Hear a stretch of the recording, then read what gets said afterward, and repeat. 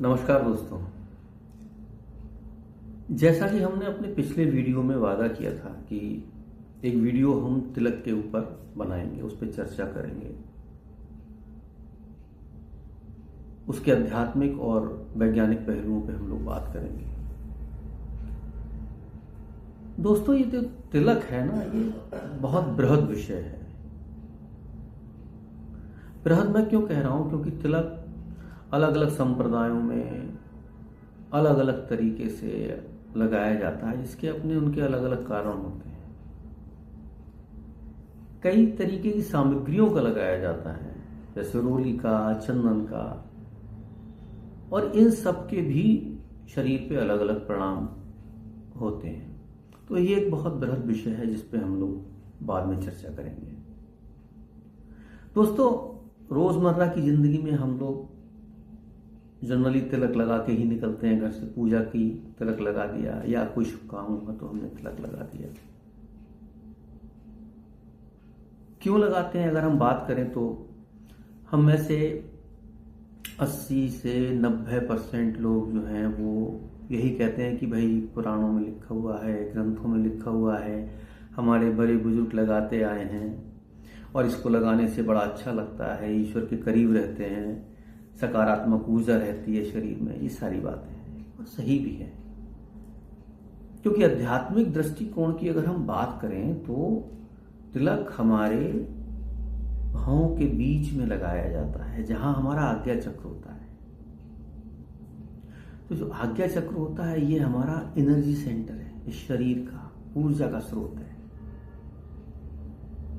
तो ऑब्वियसली जब हम यहां टीका लगाते हैं या तिलक लगाते हैं तो वो ऊर्जा का स्रोत हमारा जो है वो पैरेलली पूरे शरीर में एक संतुलित तरीके से हमारी ऊर्जा को फ्लो करता है और हम लोग ऊर्जान्वित महसूस करते हैं और हाँ, ईश्वर के अपने आप को करीब भी समझते हैं।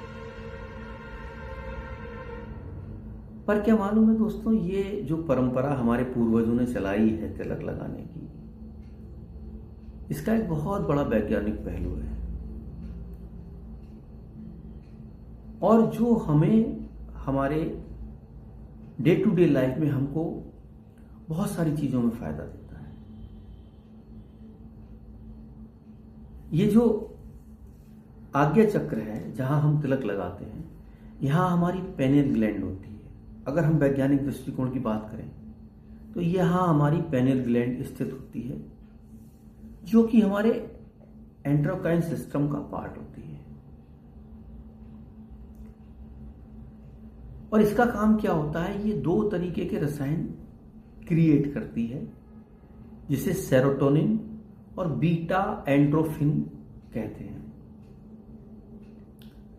अब ये दोनों जो रसायन होते हैं ये डायरेक्टली हमारे ब्लड में सर्कुलेट हो जाते हैं और ये हमारे शरीर में बहुत महत्वपूर्ण रोल प्ले करते हैं,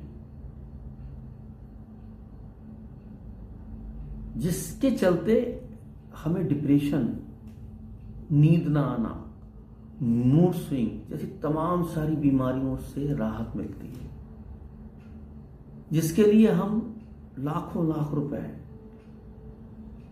खर्च करते हैं, डॉक्टरों के पास जाके उनको लाखों लाख रुपए देते हैं।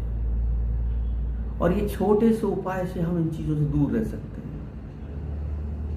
दोस्तों, जानते हो विद्यार्थियों को, और मैं विद्यार्थियों ही क्यों कहूंगा, आज कॉर्पोरेट में काम करने वाले जो भी एम्प्लॉइज हैं, जबरदस्त प्रेशर झेलते हैं काम का, जबरदस्त तनाव में रहते हैं।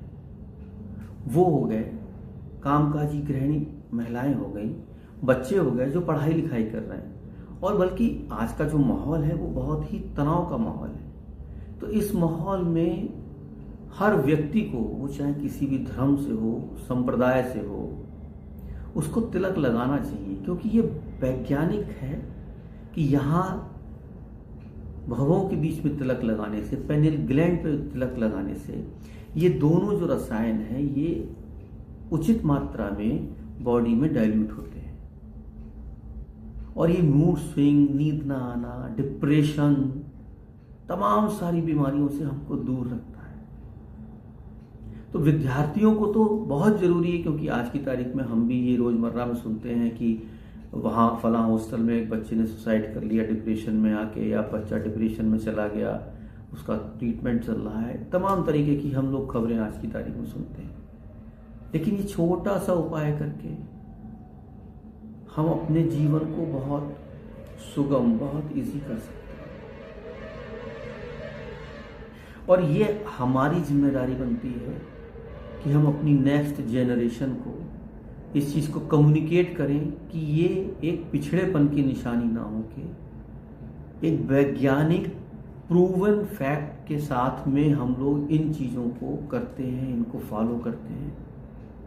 तो तिलक लगाने से ना केवल हमारे शरीर में एक सकारात्मक ऊर्जा का संचरण होगा, उसके साथ साथ में हम उन सारी बीमारियों से, उन सारी दिक्कतों से अपने आप को बचा के रख सकते हैं। क्योंकि सनातन जीवन पद्धति है, सनातन कोई धर्म नहीं है, सनातन एक साइंस है जो हम अपने जीवन में उतारते हैं तो हमें उसके फायदे मिलते हैं। और हमारे पूर्वजों ने इन चीज़ों को जानते समझते बूझते ही इस तरीके के रिचुअल्स को हमारे लाइफस्टाइल में शामिल किया।